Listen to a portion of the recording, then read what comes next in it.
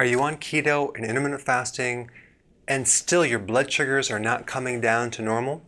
Let's talk about that. Well, that probably means that you have severe insulin resistance and it's been there chronically for a long time. And that means that your insulin is just too high and your cells have a problem with absorbing insulin. So it keeps the sugars high, okay? So there's a couple of things that you should do. Number one, are you doing everything correctly? Reevaluate. Are your proteins correct? Are your carbs correct? Is your fats correct? Are you doing enough vegetables? So I'm going to put a link down below to show you a little mini course so you can kind of compare what you're doing to what you should be doing to make sure that it is correct. Number two, you may have to drop your carbohydrates.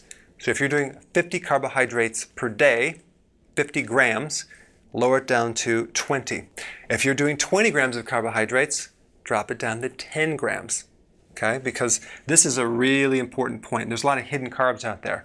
So, and I'm going to put a link down below of a video on hidden carbs because that will kind of bring up your awareness on what you could be consuming unknowingly. Okay, but this is like a really important thing to fix this because what's causing this to be chronic, not come down, is there's something bringing up insulin. So we want to eliminate any possibility. Okay. Number three, decrease the frequency of meals. Start pushing your eating window closer and closer together because the less meals you consume, the better this will get. Okay.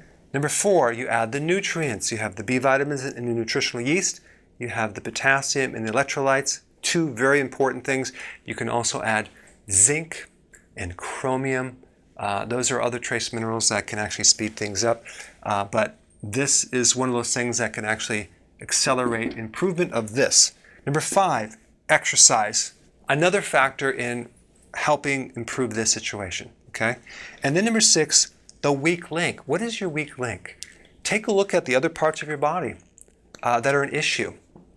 So if we take the different systems, you have digestion, you have hormones like the thyroid, adrenal, you have the liver, you have inflammatory conditions, you have all these different things. What I would do is I would take your weak link and focus on that because certain body problems could be hanging this up.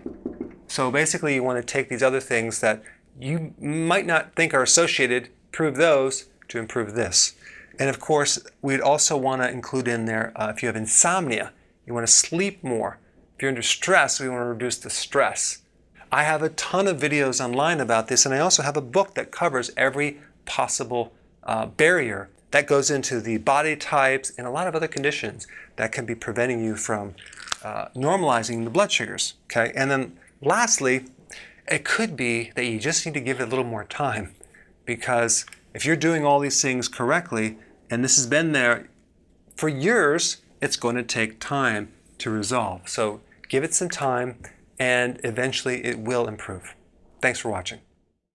Hey, if you're interested in finding out the underlying cause of your body issues, click the link below and take the evaluation quiz.